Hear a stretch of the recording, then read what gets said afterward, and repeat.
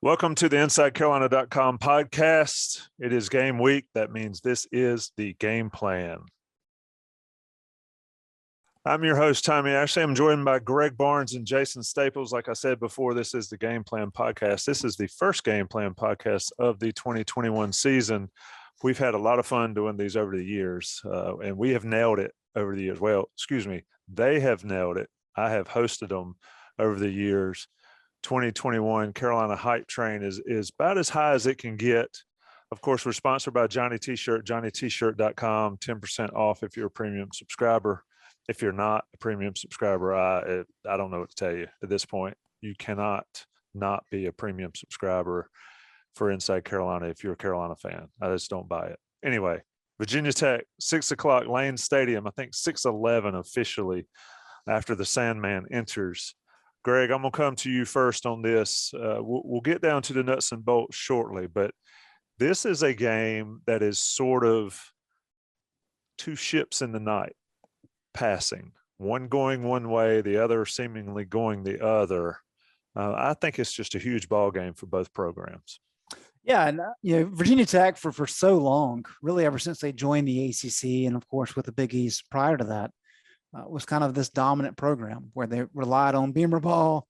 You had Bud Foster, one of the top defensive coordinators in the country. And so even though the offense was a little bit up and down throughout that period, when you've got two phases of the game that are that good, you can be very good and win a lot of games, and they did. But, as Frank Beamer kind of got along in his career, some of those advantages kind of went away. And I think a lot of it was recruiting, but a lot of different things in play. And Virginia Tech just has not been that same program. And Justin Fuente came in, won a lot of games his first 2 years. And everybody thought, okay, well, this guy's just going to step right in where Frank was. In the last several years, it's been a struggle. They've had losing seasons 2 of the last 3 years. He's had a lot of turnover. I think they've had 45 guys enter the transfer portal the last 3 years. That's just a crazy number. The 2020 recruiting class, I think, was ranked 76 nationally, 14th in the ACC, and they just recently lost the 2 best players out of that class. I think the only 4-star out of that class is gone. So things are not going in the right direction, to the point where athletic director Whit Babcock had to hold a press conference last December, the day before signing day, to say, hey, I know the buyout went down, but we're going to keep Fuente. A lot of things go into that. But you never like to see an athletic director have to come out and defend his decision to keep his coach, right? Meanwhile, Mack Brown is doing what Mack Brown does, and he's talking up the Orange Bowl, and he's signing another top 15 class. And it really was a strange period of Virginia Tech appears to be going in the wrong direction. And there's evidence to support that. North Carolina is doing the exact opposite. And Mack Brown has this program where they'd won 5 games in 2 years. 3 years later, they're top 10. Now, Fuente said all the right things this offseason. He's really kind of pumped up his team. Hey, we're past all that. We got guys back. We're healthy now. We've got COVID under control. Where Mack is kind of doing like, all right, we've heard all the hype. Trust me, we've heard it all. We need to settle down. We need to live up to that hype. We need to stop talking and actually produce. And so it creates this interesting dynamic on Friday night of, okay, are the Virginia Tech players going to come out and try to make a statement for their head coach? Are they completely behind him? And if so, that changes the complexion of this game. And then what about North Carolina? Because Carolina's coming in a top 10 team for this, in the preseason for the first time since 1997. Big stage in front of a packed crowd at Lane Stadium. Mack Brown said earlier this week, that's not the type of opener that you would like to have.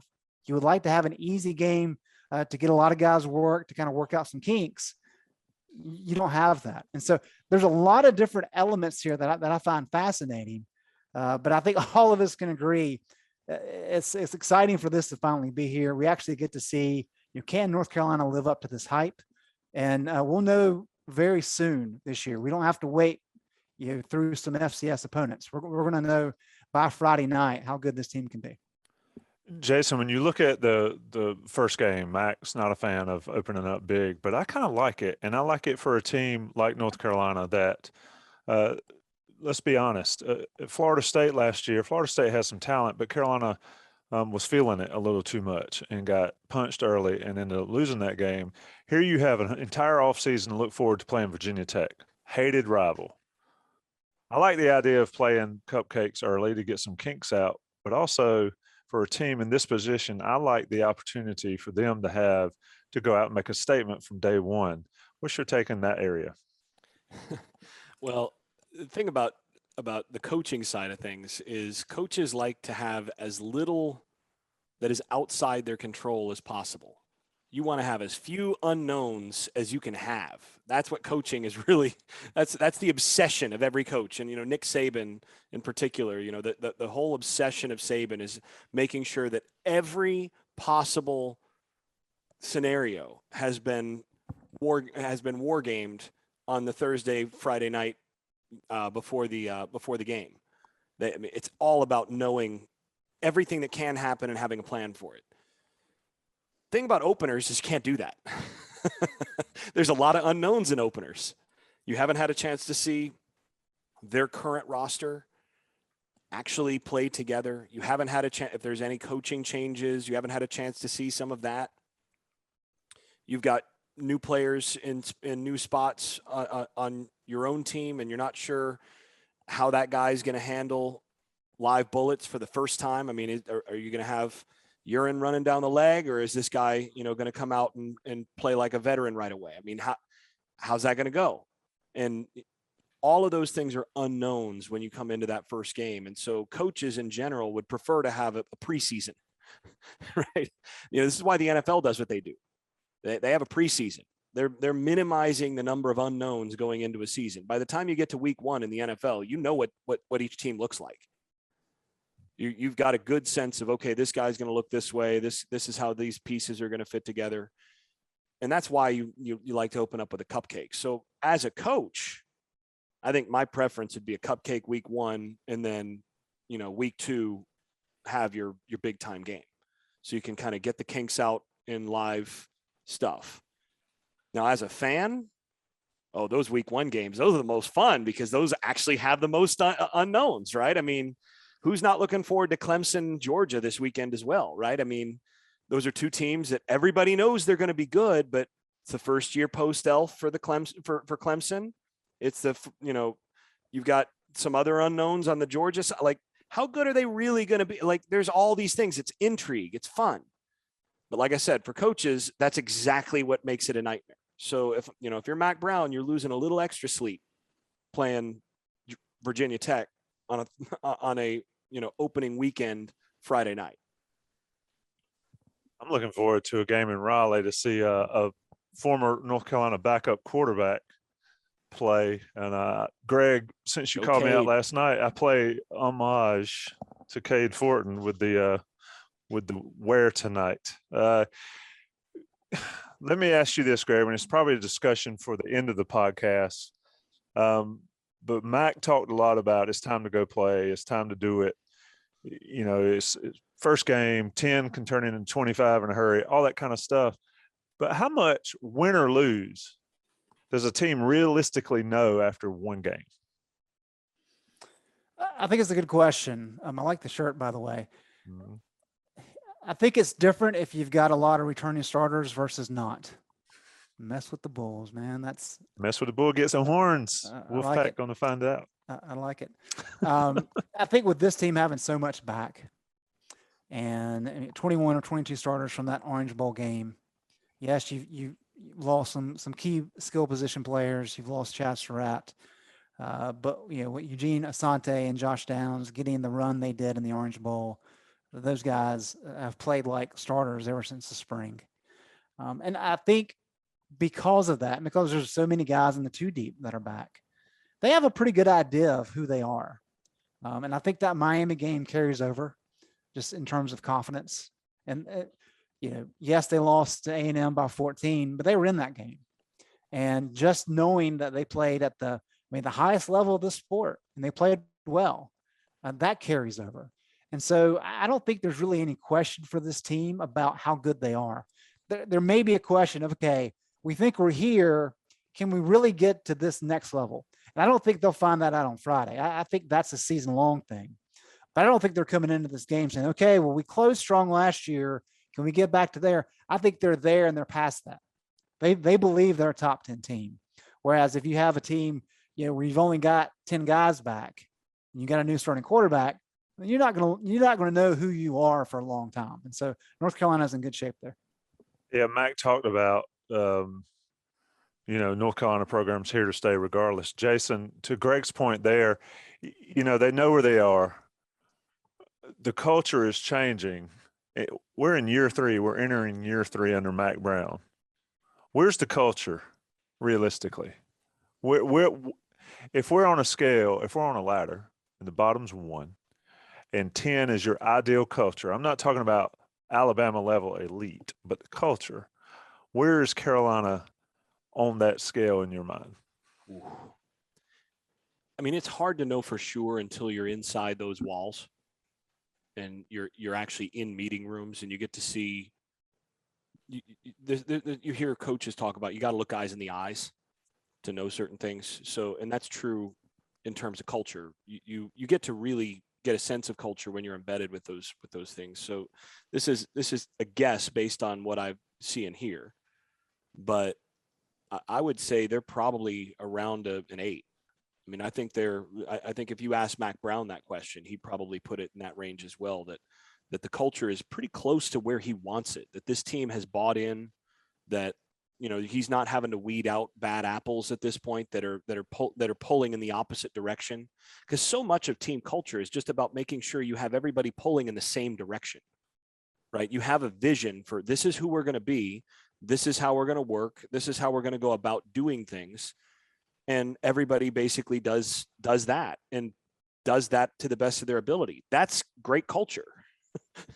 And when you have a few guys that are like, man, coach says this, but I don't know, like such and such keeps saying, or, that's just not the way I like to do it.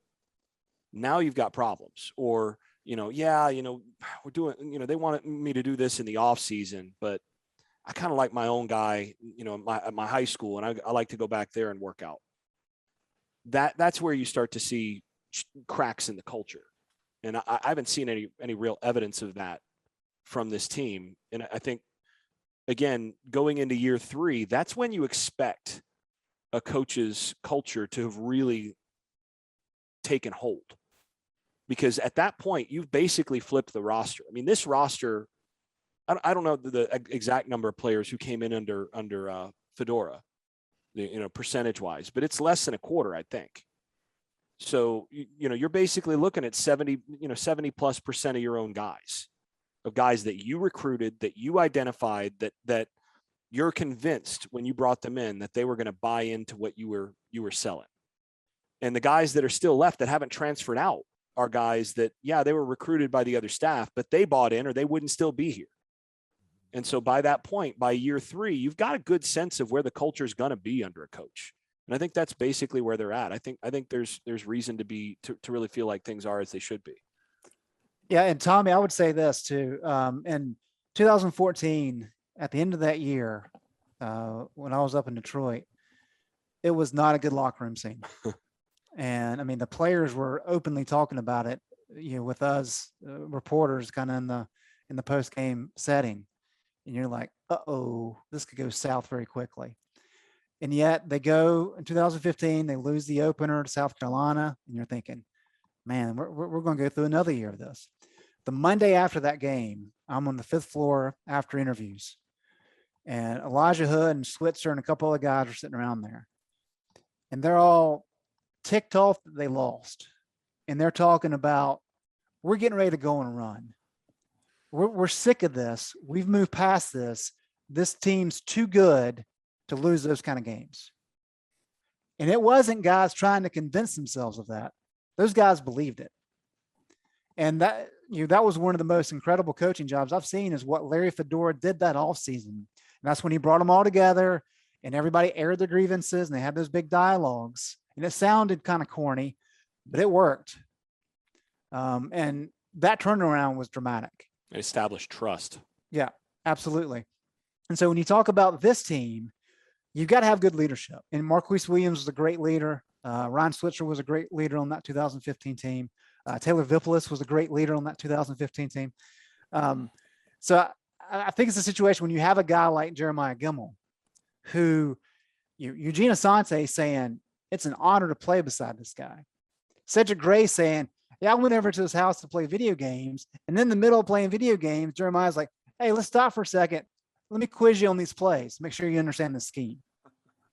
And while they're doing talks during training camp, all the guys are getting up, talking about themselves and talking about how they look up to Jeremiah. You've also got Brian Anderson. You've got Sam Howell, got some of those offensive linemen. So they have a legitimate core group of guys here that have been around the block, that understand what needs to happen. They've played on some bad teams, some average teams. And that's a key part of it, is having guys like that on the field and in the locker room that you can trust. So the coaching staff has done their job in building those leaders. And now it's the time for those leaders to kind of take it to the team. I think we're seeing that. And that's the big part of this. Yeah. And I'm going to add a couple of things to that too. The other thing is when you see the only reason that I put them down at an 8 is when you see teams like this that are growing, that culture, the one thing that's missing is knowing how to win consistently and win the big games.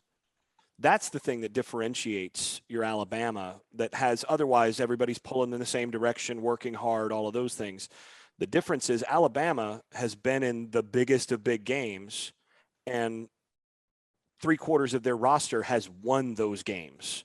They've made the putt with the Masters on the line. They know what that feels like. They know not only can I do this, but I've done it. And then when the freshmen come in and when the young guys come in, there's that additional been there, done that aspect that this team doesn't have yet. And that's the one thing that's missing. That in large measure is what this season is about getting for the rest of the roster. And that can really be Sam Howell's legacy and Jeremiah Gemmel's legacy, is bringing this team to a point where everybody after them knows what it feels like to win big and to win at a high level, win big games. And once you've got that in a program, that actually builds that belief and that trust within the program, not only with the coaches, but with the other players. And, this, again, I got to see that up close down in Tallahassee, when I got down there under Coach Bowden, in terms of that kind of culture. And, Mac and I've talked about this. Mac has modeled his career and the way he coaches so much off of Bobby Bowden. And, and I've told Mac, he reminds me of Coach Bowden. And, he's like, well, I've tried, that's been who I've modeled myself after in a lot of ways.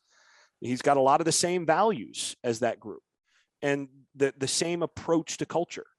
And what you see is players leading players and holding players accountable in a way where everybody's pulling in the same direction. And one other story, and again, this is about my alma mater in this regard, but you go to Florida State in 2013, they were a team that didn't have that experience yet of having won the big, the biggest of the big yet. And that was something, the 2012 team, they lost 2 games. They fell just short of what they wanted. They went and they ended up winning the Orange Bowl, but it was a disappointment because they felt that team had a chance to contend for a title. And then E.J. Manuel goes out, Jameis Winston comes in 2013, and they feel like they got a shot. But the hard part is what happens after you win a really big one? Can you sustain that success culturally? And I remember asking after they beat Clemson, I was there covering that game, and I asked them point blank. I was like, are you guys? I asked some folks who were, connected to the coaching staff, on the coaching staff, you guys going to be able to sustain after this? Because it's hard to sustain success. Are you going to be able to keep these guys from getting too high? And person I was talking to pointed over at Telvin Smith and LaMarcus Joyner and said, Telvin and LaMarcus won't let us lose.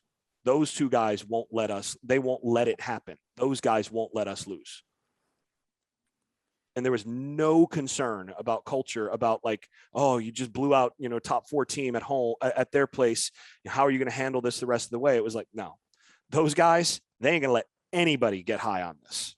And I think Carolina's got a few of those guys. So, and again, I'm not inside, but every impression I have is that there is that sense of accountability that once you get there, all that's necessary is to get that win at Clemson or to get that big win to say, not only do we believe that we can be here, now we've been there. And that's really the step that's necessary to move from 8 to a 10. That is listening to you sort of just capped off what I was thinking. I'm thinking you got to have a coach that knows what he's doing. Check with Mac. You got to have players that can lead. Check. You got to have players that can lead, but also can play. Because that's the bigger one. There are lots of players that can lead, but if they can't play, they ain't going to get followed. Exactly. And check with that. You got Sam Howell, you got Gimmel, especially, and some other guys. Because I could have led, but I couldn't play. Yeah, I could yell at people all day and say, follow me. And then you turn around and nobody's there. But I was a leader. I just couldn't play. I could lead the cheering squad, the crew in the stands. But Carolina has checked all those boxes, like you said, Jason, except for doing it. And that's what 2021 is all about. And that's what starts Friday night in Blacksburg. We're going to talk about that after the break. I'm going to talk about Johnny T-shirt first. Woo! Jason's by far the most enthusiastic ad reader here. Johnny T-shirt, johnnytshirt.com. They're great on Franklin Street. Was in there the other day visiting my child at Carolina. They've got all the great deals. They got some great swag in there. I saw they had the new shoes, a lot of sneakerheads out there. Check out the new Pegasus, I think. But Johnny T-shirt looks after Inside Carolina premium subscribers. If you do that, you get that 10% off, like I mentioned earlier. You're going to get Greg Barnes's information. You're going to get Jason Staples' information, but you got to be a premium subscriber to get all that recruiting stuff, and all that fancy stuff. And to see Jason's, how many reviews did you do or evaluations? 38 evaluations on the Inside Carolina premium message board. You haven't seen that if you're not a premium subscriber. A lot of work involved with that too. Yeah, exactly. Impressive stuff. It was not just this guy's a 6. That's a 7. Maybe that's a 4. Jason nailed it on 38 different ones. And it ranges from Sam Howell to Austin Richards to Caleb Hood. Guys that hadn't even played a snap yet for North Carolina. So it's a wide-ranging thing. That's what you get as an Inside Carolina premium subscriber. Let the national guys come in here, pay a couple more bills. We'll be right back. InsideCarolina.com, the Game Plan Podcast, episode 1 of the Game Plan in 2021. We'll be right back. All right, boys, we're back. InsideCarolina.com Game Plan Podcast. Johnny T-shirt is the sponsor. Jason Staples is the expert. Greg Barnes is the expert / beat writer. I'm just the host, running the ship, driving the train. Greg, Carolina kickoffs at 6:11. Let's start from the very beginning. Carolina wins the toss. What did they do and why? Well, Mac Brown has laid that out quite well in his first 2 seasons. He is going to defer. He wants that extra guaranteed possession to start the second half. And he's a big proponent, big fan of the idea of the middle 8, the final 4 minutes, the second quarter, the first 4 minutes, the third quarter, and you can guarantee yourself a possession there if you defer. So they will certainly do that if they win the toss.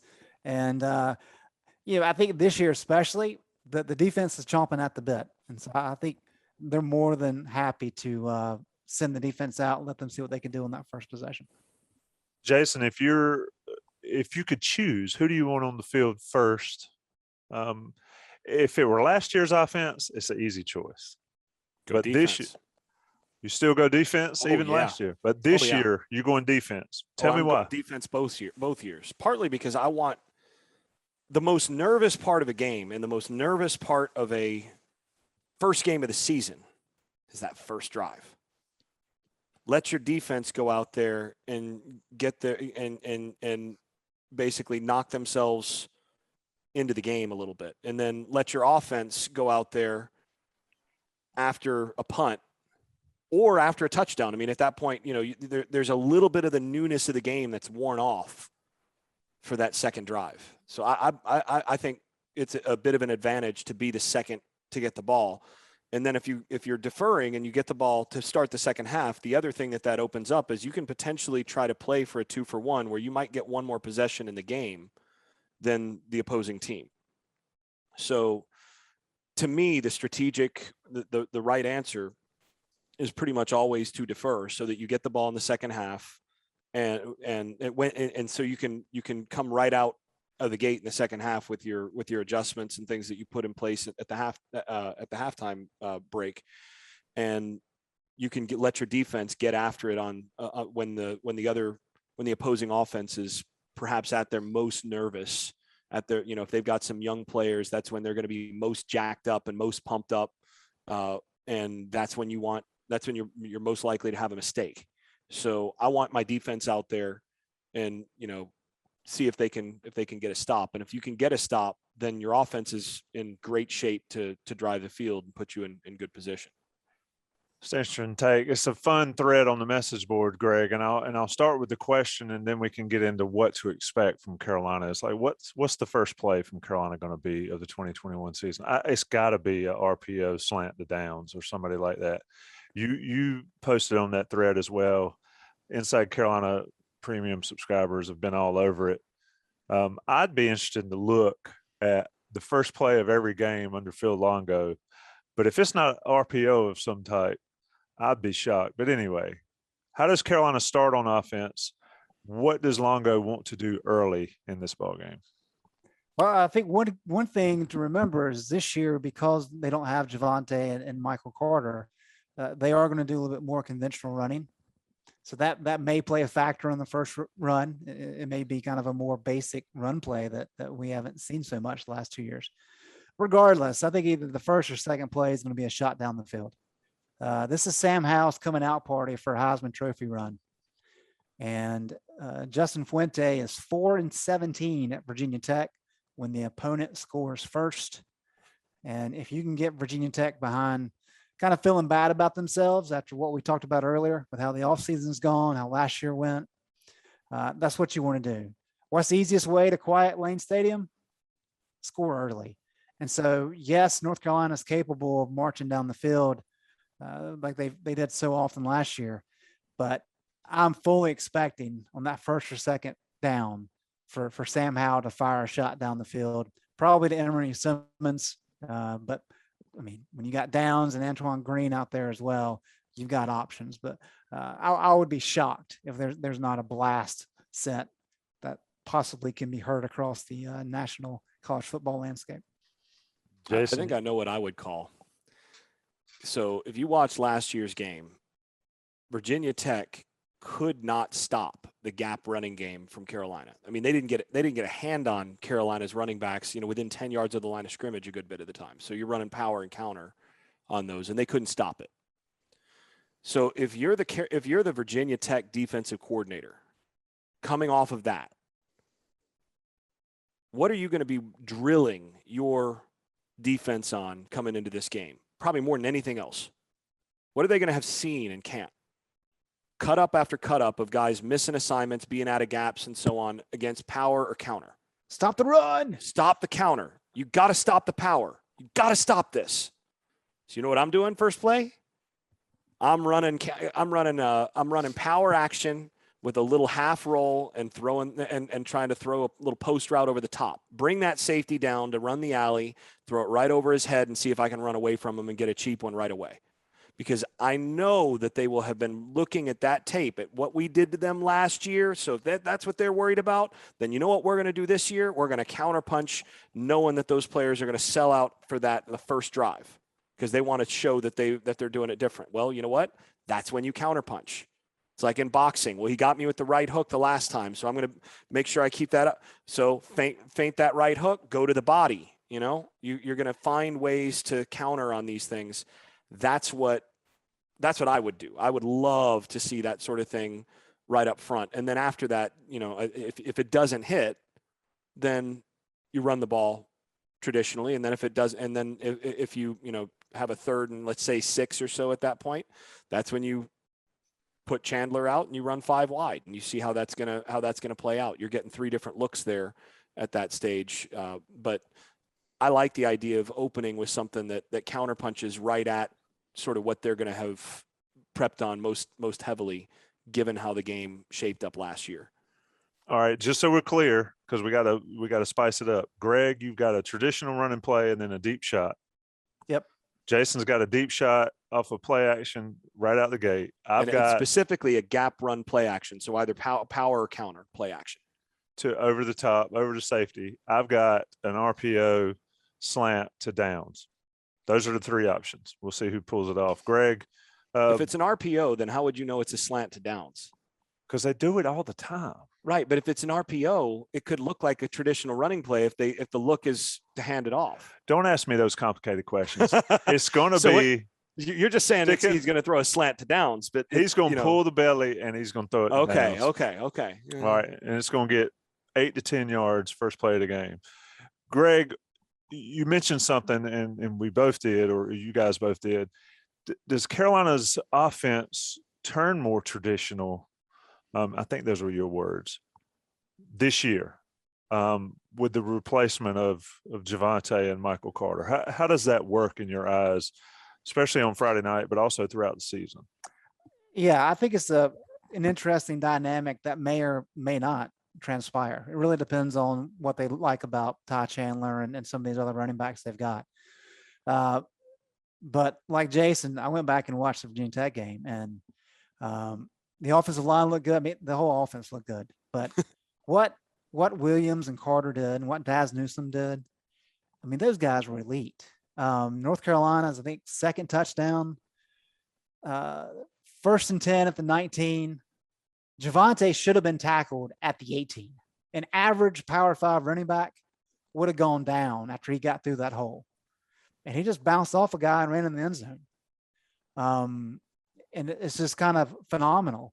And North Carolina really was able to do some different things with those guys unconventionally, just because they were so talented. And, you know, some of the coaches have talked about this offseason. When you lose that element of just elite playmaking ability from your running back group, you maybe have to go a little bit more conventional. And, you know, I'm not talking I formation kind of stuff, but more just kind of normal run plays, more inside zones, those kind of things to make it where you can utilize the offensive line a little bit more. You know, Mac has already talked about how he wants to be able to run when he wants to run the ball. He doesn't want to have these plays where it's maybe 3rd and 2 and Sam has a decision to make with the RPO. It's, hey, 3rd and 2, we've got a big offensive line. Let's pick up the 2 yards running the ball. Let's prove that we don't care what you call defensively, we're getting these 2 yards. And so I think it's kind of a little bit of a shift mentally of putting the emphasis more on that offensive line to allow those backs behind them to kind of come along. How exactly that looks like, I don't know. Maybe Jason has some ideas for how that could change. I don't think we're talking about any dramatic shifts, but I think it goes from relying so much on the playmaking ability of Carter and Williams to utilizing those guys up front a little bit more. Yeah, Jason, I'll let you take it there. I mean, you know, folks want to say that certain offenses are plug and play, and you know, you can stick some like Spencer Rattler at Oklahoma. They've had quarterbacks that can play and put up big numbers. He's just another one of those guys. How are Carter and Williams different that maybe Chandler is not necessarily a plug and play, but they've got to do something different? Well, I mean, running backs all have certain things that they do better than others. I mean, some of it's just a feel issue. I mean, some guys are better zone runners, other guys are better gap runners, and then you have Javonte Williams, who can, you know, basically run whatever you want him to run. So there's some of that. I mean, some guys are you know, better running on the edge. Some guys are a little more comfortable on the inside. So you have to know what your guy is best at, and you know what skill set he brings to the table in terms of not just physical tools, but vision and feel and all those things. So by and large, I mean, inside zone is inside zone. Outside zone is outside zone. Power and counter. I mean, that's what you're going to run. But at the same time, how often you call specific things with a given back may change. And what personnel groups you do it out of. Maybe you want to do it more out of 11, you know, where you've got one back, one, you know, tight end lined up at the H, because a guy likes the split zone. He just has a feel for split zone a little bit better. Another guy might have a little bit better feel when you get the H out of there. It just depends. And you figure out what works best for your personnel, and you try to call that more often. I don't think that it's going to be that big of a difference in terms of Chandler and Hood and the rest in terms of what they're best suited for. I mean, they've recruited for this offense, and the guys that they have, Chandler, Hood, Jones, first three guys on the depth chart there, all three guys really can run all the things that they want to run like they want to run them. I don't think Chandler has the vision that, somebody like Javonte had, but I mean, that's not really, you're not going to expect very many people to have Javonte's vision, but, he isn't quite as elusive, but he does have home run speed. He's faster, I think, than both, not only Williams, but Carter in the straight line. So maybe you get him, you try to get him in situations where, maybe you're trying to set him up for more straight line stuff. And you do that by formation. You do that by, a few other things to determine where the most likely unblocked guy is going to come from. Like, okay, well, this is where he's better situated to do. And, I know that can be overthinking at a certain point, but it's the sort of thing that on a self scout you do. And you do a lot of that in the off season, and you say, okay, what formations, what personnel work best for, these guys when they're on the field. But I think by and large, Longo's approach is, this is how we're going to do it. I'm going to call fast, and I'm not going to really worry about it. So all that said, you can take that kind of overthink approach, or you can, basically say, we're going to call power, and we're going to call power out of 11 with a sniffer. And that's that. You better get good at it. And I think that tends to be Longo's approach, and they just drill it until you're good at it. The one big difference that I think we're going to see this year is Chandler is such a good receiver. He's a better receiver, for the position than they've had in terms of being able to split out wide and do some things out there and run routes and catch that way. So I think you're going to see more situations where you've got Chandler in the backfield and then motion to a slot situation and that sort of thing to get him the ball in space that way, out of a 5 wide, or sometimes maybe line up with 2 backs and motion him out, that sort of thing. But I think you're going to see more 5 wide with Chandler on the field, with Chandler in one of the slot positions, or split out wide, depending on what they do. If they're going to run a linebacker all the way out with him to the outside spot, then you want that matchup, because he's basically a wide receiver out there, the way he catches and runs routes.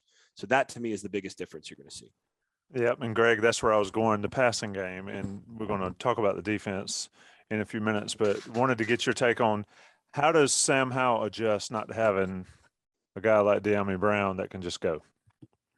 And maybe he does with Antoine Green. Maybe he does with these guys. Maybe they show it. But how does the offense adjust? Because we've talked about Downs. I mean, he's going to live underneath and he can get deep as well. But how does Longo adjust the approach given what they lost and what they have available? And I think Bo Corrales being out hurts. I think that's a big deal for this offense. But where do you see the passing game on Friday night, but also looking ahead? Yeah, I think what really hurts this offense, Tommy, and you hit on it there, is not only are you losing Daz and De'Ami, but back in the spring, we had Bo Corrales and Joffrey Brown pegged as the outside wide receivers in game 1. And both those guys have been banged up all camp. And Bo's out for sure Friday night. And it sounds like Joffrey is not going to play much at all. So that's like 4 losses of guys that produced last year for you. So that's significant. Having said that, Sam Howell is a Heisman Trophy candidate, arguably the best quarterback in the country, the best I've ever covered by far. I don't think it's going to affect him whatsoever. I think he's going to do what he does, and he's going to make those guys look good. I mean, like Mac has said all summer long, nobody really knew anything about De'Ami Brown coming into 2019. When you got a really good quarterback who can get you the ball, he's going to make you look good if you can catch the ball. And I think that's what we're going to see. I think Josh Downs is going to be good. We know that. Emory Simmons has really worked his tail off to gain more speed. Antoine Green's, that's kind of clicked for him mentally. So says Lonnie Galloway. Justin Olsen's really broken out. Stephen Gosnell has played well in training camp. So they've got guys that are talented. And it's just a matter of making sure those guys are put in the right positions and how we'll get them the ball.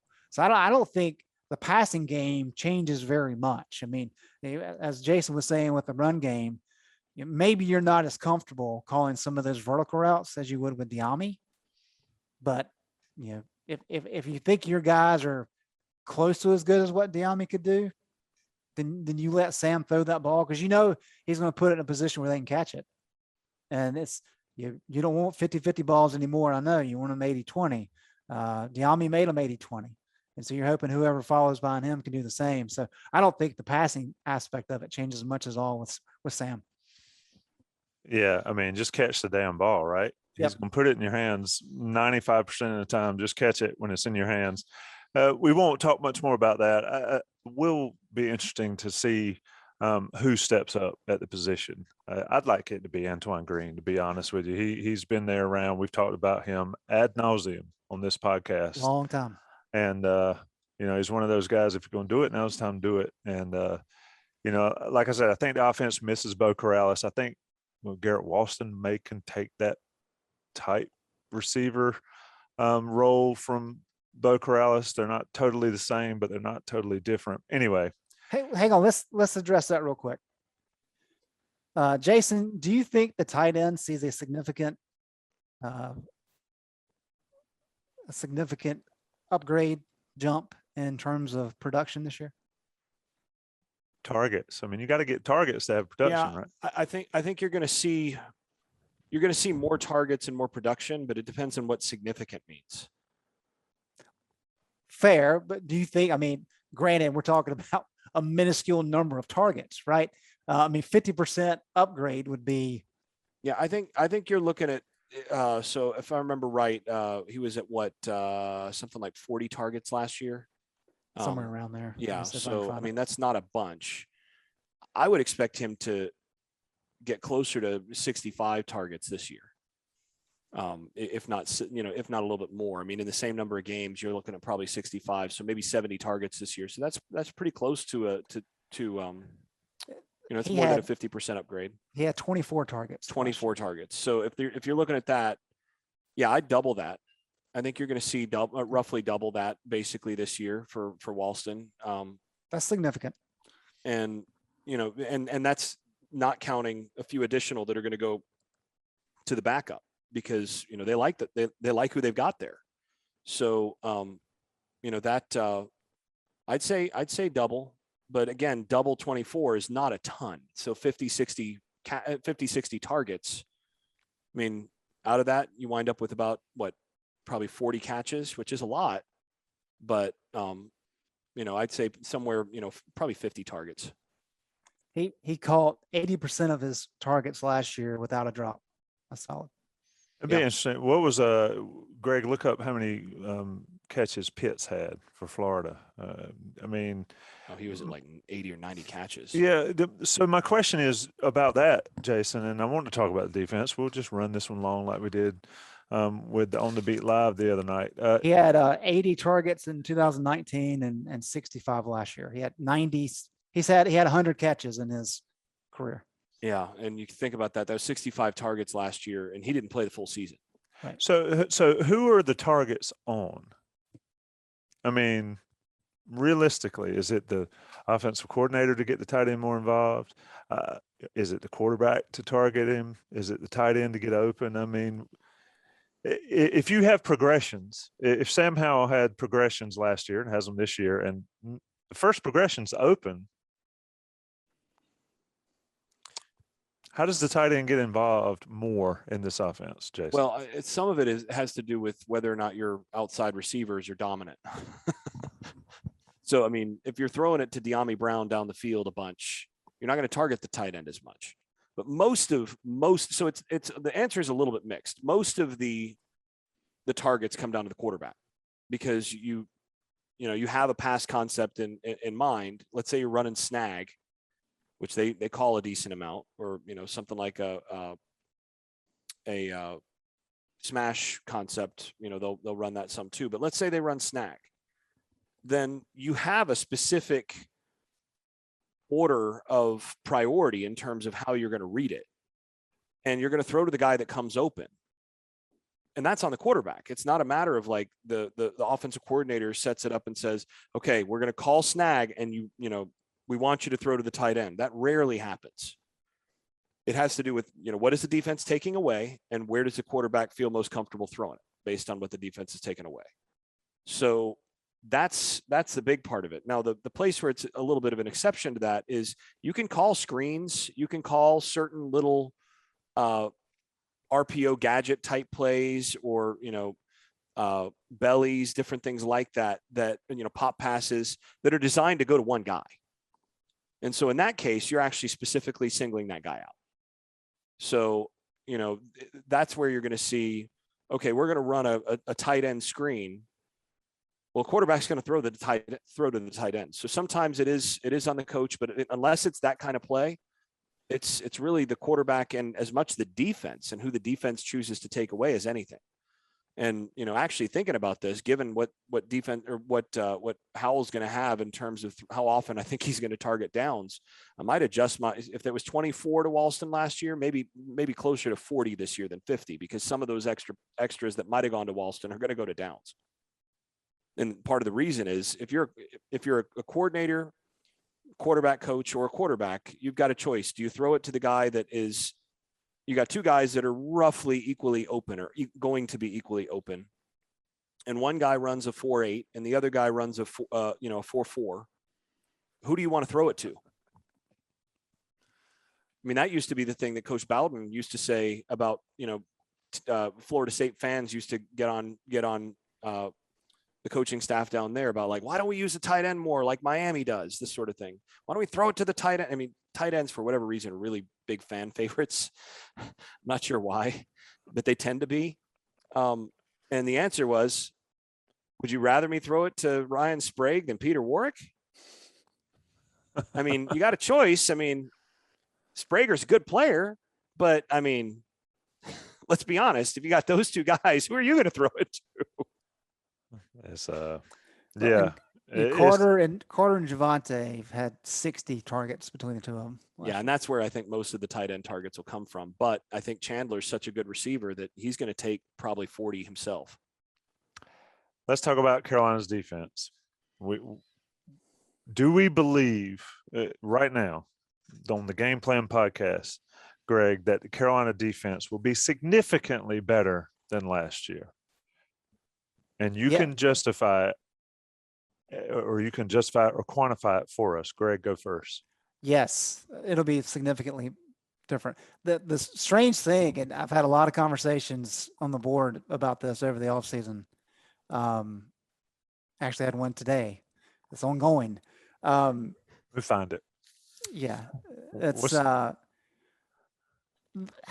think people think the defense last year was a lot better than it actually was. I agree with that.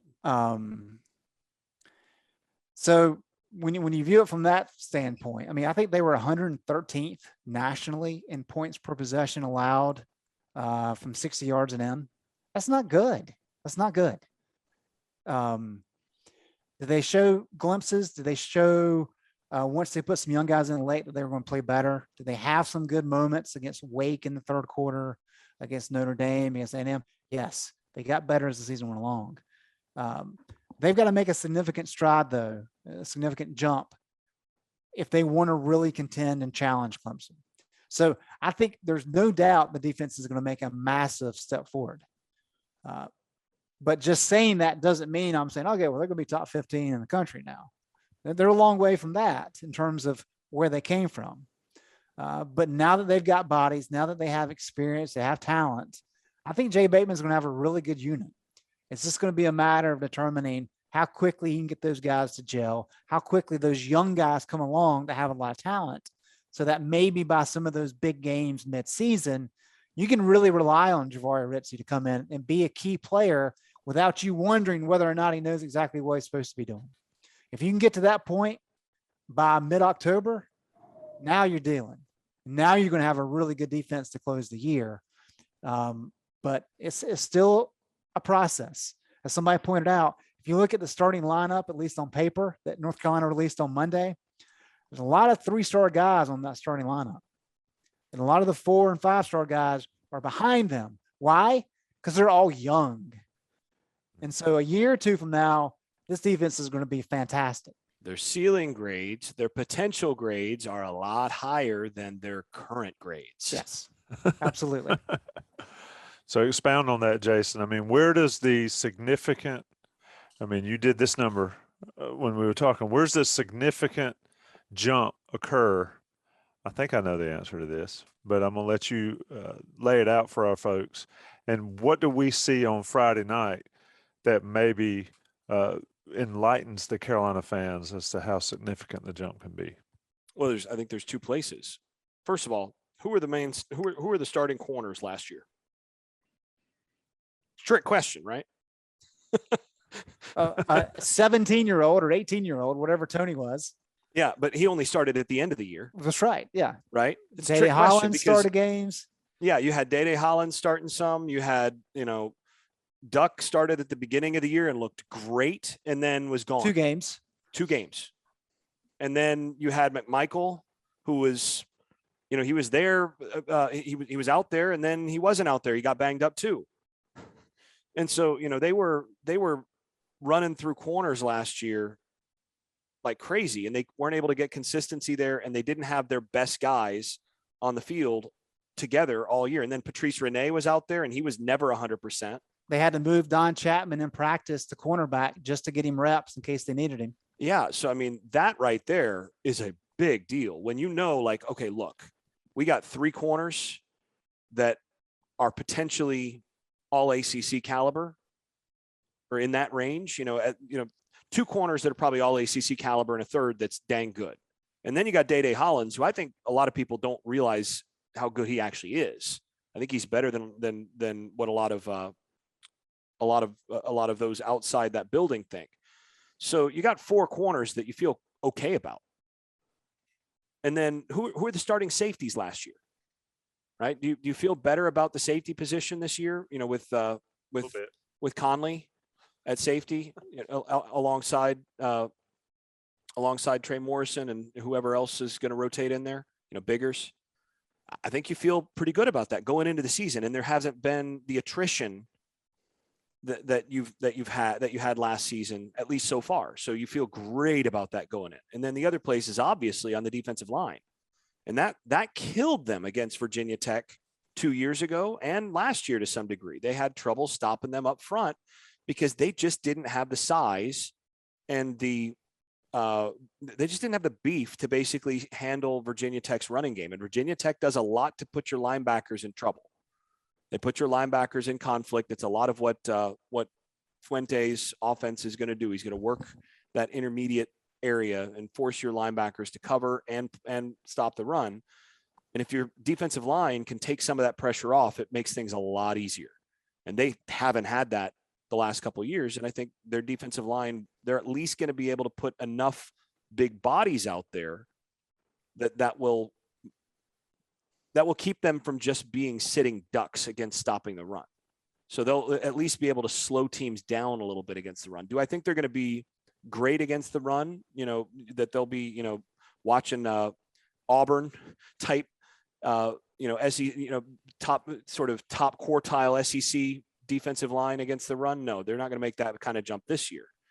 But they're not going to just get gashed play after play because guys are getting pancaked due to lack of size.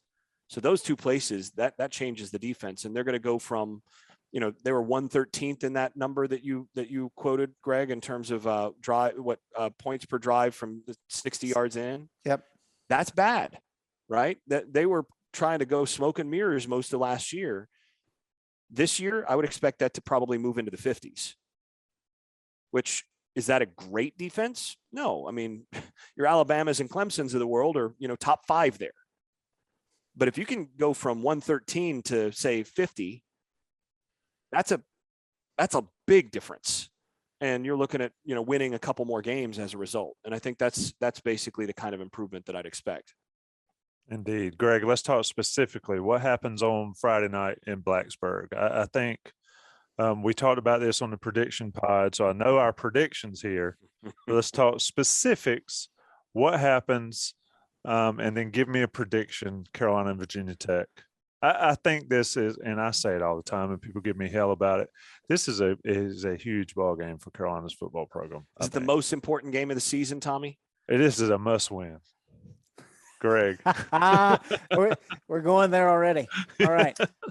I like it, man. Tommy, the last 2 nights you have provided some gems, my man. You are right undefeated.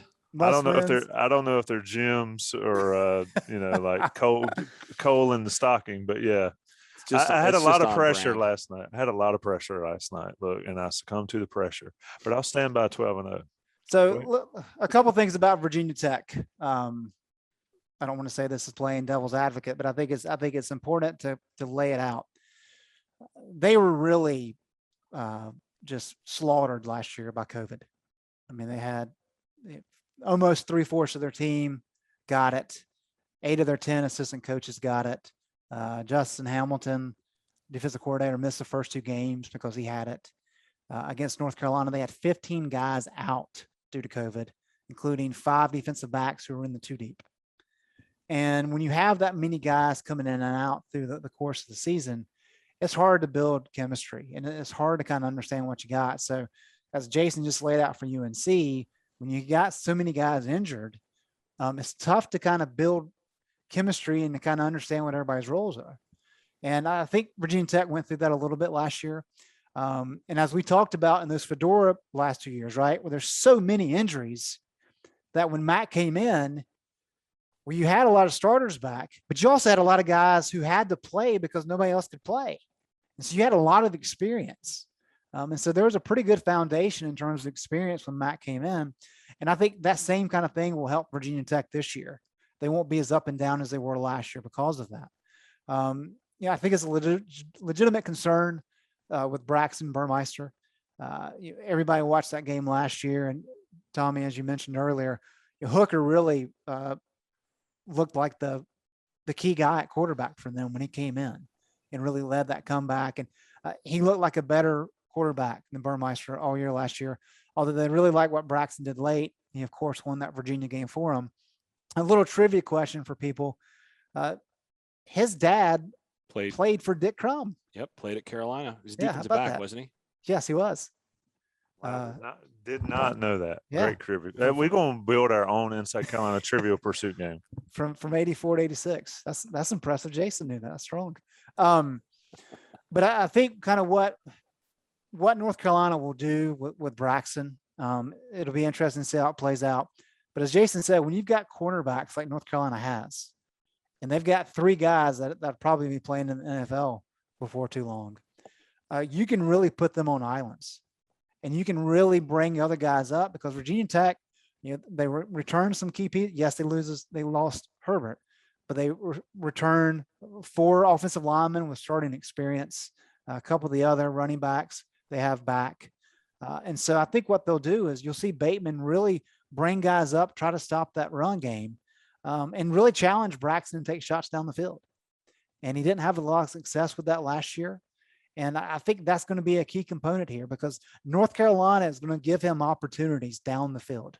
They're going to allow those cornerbacks to be in one-on-one situations, and he's going to have to make the plays. Now, he's got some good wide receivers, guys that have played a lot. I mean, guys we were talking about earlier, who all we have here?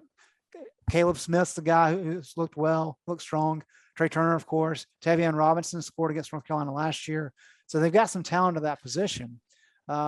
But what Virginia Tech, because Braxton can run, what they did a lot late in the year that had success for him is they kind of rolled him out so he could move the pocket. He could avoid some pressure, and that allowed him to kind of step into some throws, and it worked for him. So how Bateman kind of challenges that, I think will be a key part of UNC's defensive game plan here. But I think it's really going to come down to, can Braxton make the throws down the field? And if he can, it's going to be a really competitive game. If not, I think North Carolina can really build a big lead in this one and kind of run away with it. Virginia Tech returns 5 top receivers, and I'm going to go ahead and crash Jason's bubble. It is literally on first page of Virginia Tech's football notes that Burmeister's father played at Carolina. Is it? At least he read it. I actually haven't read it. See? That is okay. I stand corrected. That was an epic. You win Trivial Pursuit for tonight. Jason, what happens here? There's some concern there, and I'm not so sure that the hype if Virginia Tech and Florida State did not happen, or excuse me, if Virginia and Florida State didn't happen last year, I'd be 100%. This is going to be a butt kicking. But those games concern me. Is it valid? It's valid because the reason that you get those games is that your talent level and your experience talent level is not at the point where you can win with your B or C game. I mean, I know I've been on this. This is, we all have our kind of hobby horses or our soapboxes. And this is one of mine, that if you want to be a team that competes to go undefeated or, to win all the games that you're favored in, you need to be favored by a lot in those games on a regular basis. And you need to be playing against teams that don't have in your talent level, they're not in your tier talent wise. And even though Virginia Tech is going in the opposite direction of Carolina talent wise, and in terms of the direction of the program, Carolina's rising and Virginia Tech's falling. And honestly, I think Virginia Tech is one of the most overrated programs in the country in terms of the job quality. I think it's a hard place to win long term.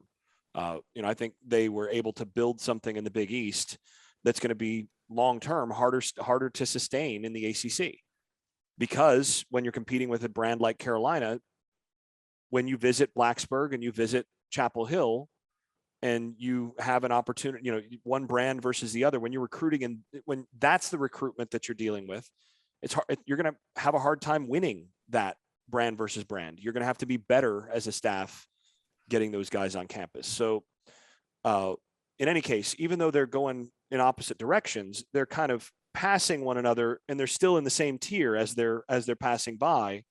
So Virginia Tech still has the talent to beat North Carolina. If Carolina comes out and plays their B game, they're going to lose this game. If they turn the ball over a couple times, they're probably going to lose this game. So, this is where, there's a good reason to be nervous about this game. And there's good reason to expect that this game is going to be competitive, because again, they're in the same talent tier as Carolina. The reason that you feel more secure about it, though, is when it comes down to it, if I said your life depends on the outcome of this game, choose your quarterback. And you've got Braxton Burmeister and you've got Sam Howell. Which guy do you think, if it's a really close game down the stretch in the fourth quarter, is going to make sure his team wins that game? That's what it boils down to me. When you have these kinds of games, and it's why teams that have elite quarterbacks win more games that are on the margins against teams that are in their talent tier. Right? If you're Clemson and you're kind of close to, you're not even quite in the talent tier of Alabama. Alabama's in their own talent tier, but you're Clemson and you play Alabama and you have the elf at quarterback. That's your equalizer, right? That guy changes that guy changes the margins a little bit. And like, okay, well, if Bama doesn't play perfectly and Clemson plays at their best and they've got the elf, well, geez, they're going to win that game. So that's where, the kind of trump card that you put on the table is, we got Sam Howell. And that, I think, is going to come down. There probably going to be a couple games this year where it comes down to that. And does Howell do what Howell does? I think in this game, Howell's going to come out and do what Howell does. The matchup that I really want to see, though, is I want to see whoever is covering Trey Turner. That's the guy I'm going to be watching on defense pretty much all game, because Turner's one of the best wide receivers in the country. He's an excellent NFL prospect at wide receiver, and whoever is covering him is going to have their hands full. And I'm curious to see what Jay Bateman does in terms of coverage options there, whether or not he shows Turner a little bit more respect by helping out a little bit more over the top, or whether he basically says, nope, my corners are good enough. We might give up a play, but we're going to gain much more by not even worrying about it. That'll say a lot about sort of how Bateman feels about his guys, because that's a guy that you don't get to just put your guys any which way against him and feel like you're going to be able to manage and get by if you just single cover him, unless you've got a dude. So that's going to tell me what Bateman really thinks. And if those guys are on an island against him and he doesn't go off for like 3 touchdowns, that speaks very, very well of what we can expect for the rest of the year if those guys stay healthy. So that's the key matchup for me is, can they find a way to prevent Virginia Tech from getting some big plays in the passing game? Because they'll probably get a couple plays in the running game just by virtue of their scheme. They got a quarterback who's explosive with his legs. They're gonna cause some problems there. But if they can keep them from making big plays in the passing game, and Greg, you said this, can Burmeister locate and pick him apart downfield? If he does that, this game's going to be close and Carolina may lose it. But, it also comes down to, can Turner win those battles consistently on the outside? And if they can keep him from winning those battles on the outside without forfeiting too much otherwise on coverage, I feel pretty good about this game if I'm Carolina. So that's my view on it. All right. Real quick, Greg, give me a score. Oh, what I say in the preseason prediction, I think 41-27. I'll stick with that. 41-27. Same score as Carolina and Oklahoma. Same score as the Orange Bowl as well. Jason. I'm going to go with 30. I'm going to go with 37-28. 37-28 Carolina. I'm going to go 40-26 Carolina. Some weird bounces. Jason, to your point, and I'll wrap the show this way. Carolina has never had a quarterback except for Sam Howell that you always knew that you had the best quarterback on the field every time you lined up. They've never had it. Trubisky was pretty close on that. The only one that I would say you weren't sure about that was when they played Clemson with Deshaun Watson. Deshaun Watson, yeah. Yeah, and you felt like Deshaun was probably the better player there. But other than that, when they had Trubisky, he was the best quarterback on the field every other game. Because they didn't did they play they played, can't remember if they played Louisville that year. Daniel Jones, man. They played Daniel Jones, didn't they? The Louisville game was the next year, 17. Yeah, it was the next year, yeah. So with Trubisky, I think he was the better quarterback on the field in every regular season game, and you felt like that going in, that he was that. At least I did. Now, last year, Howell would have been the best quarterback on the field, and he was the best quarterback on the field in every game they played, and would have been in every game except for Clemson. So similar situation. But this year, it would be he might be the best quarterback in the conference. I think I like him a little bit better than I like the guy at Clemson. What's his nickname this year, Jason? What's DJ's nickname? I don't know. Ungalale is just Ungale. I finally learned how to say it. What is it, Greg? I don't know. So Jason came up with the elf. So okay. Yeah, no. Sorry. Yes, nickname. Sorry. Yeah, I'll have to think of something for him. But yeah, we got time. But I just don't think I don't think he brings as much to the table as Trevor did. So, Sam in his third year, I think, is probably the guy I would choose between the two. If picking quarterbacks, before the season for the ACC. So yeah, you might be right, Tommy, that this is the first time, at least in conference and looking at everybody, that they actually have a chance to play prior to the bowl, that he's the best quarterback in every game. Yep. You always want the most important player to be the best player that you got on the field. I think Sam Howell does special things at Virginia Tech. I said 40-26. Everybody's got it to win. It's been the first edition of the Game Plan podcast, sponsored by Johnny T-Shirt, johnnytshirt.com, on InsideCarolina.com. Greg Barnes will be in Blacksburg, providing the coverage that only he can provide pre and post game. Inside Carolina Live at Oldies Tavern with Jason Staples. You're sitting in my chair. I'll keep Friday. it warm for you. You better keep it warm. I'm sure you'll make me look bad, but it's all good. I know my role. This has been Inside Carolina. This has been the Game Plan, and we are out. Thanks, boys.